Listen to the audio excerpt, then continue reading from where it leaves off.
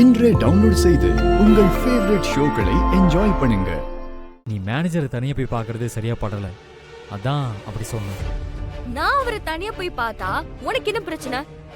அந்த ஆள் சரியில்லை நந்தினி, ரொம்ப தப்பா இருக்கான்.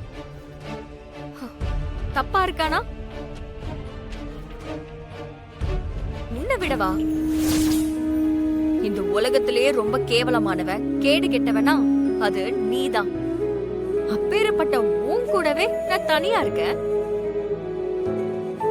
என்ன பாக்குற? என்னோட விருப்பமே இல்லாம என் கழுத்துல தாலியை கட்டவதானே நீ? உன்னை விட கேவலமானவ இந்த உலகத்துல யார் இருக்க போறா? நீ எல்லாம் இன்னொருத்தர தப்பான ஆளுன்னு சொல்றியா? உன் கூட எல்லாம் கம்பேர் பண்ணா அந்த மேனேஜர் எவ்வளவோ தங்கமானவர். அவரை போய் தப்பானவர்னு சொல்ற? உனக்கு எல்லாம் எப்படி மனசு வருது? உன்ன மாதிரியே அவரையும் நினைச்சுக்கிட்டியா? அதான் உனக்கு தப்பா தெரியுது. நம்மள மாதிரியே தான் எல்லாரும் இருப்பாங்கன்னு நீ நினைக்க கூடாது.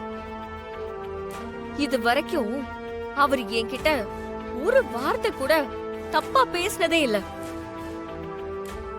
ஒரு பார்வை தப்பா பார்த்ததே இல்ல.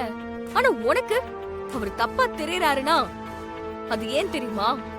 உன் மனசு, உன் நினைப்பு பூரா ரொம்ப அழுக்கா இருக்கு. அதான் உனக்கு பாக்குறவங்க எல்லாம் அழுக்கா தெரியறாங்க. சரி, நீ சொல்ற மாதிரி ஒருவேளை அந்த மேனேஜர் தப்பான ஆளா கூட இருக்கட்டும். அதனால உனக்கு என்ன பிரச்சனை?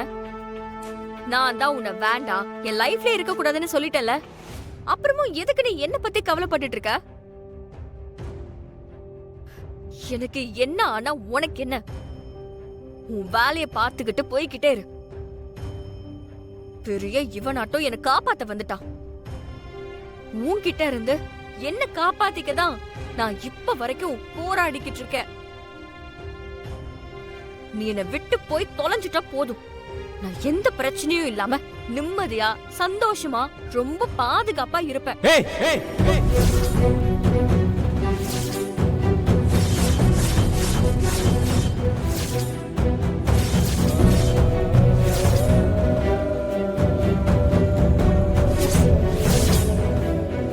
என்ன விட்டா ரொம்ப ஓவரா பேசிட்டே போற?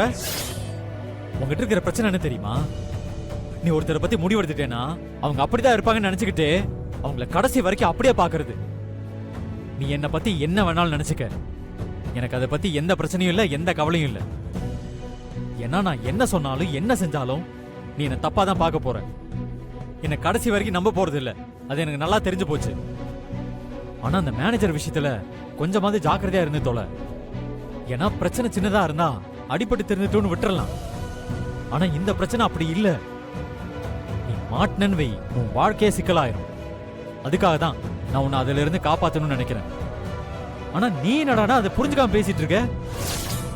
இங்க பாரு, இப்ப நான் சொல்றதை நீ நம்பலைனாலும் கண்டிப்பா ஒரு நாள் நான் சொன்னது உண்மைன்னு உனக்கு புரியும். ஆனா நீ பாதிக்கப்படுறதுக்கு முன்னாடியே அது நடந்துட்டா நல்லது. அந்த மேனேஜரை நம்பாத, அவன் அயோக்கியன்.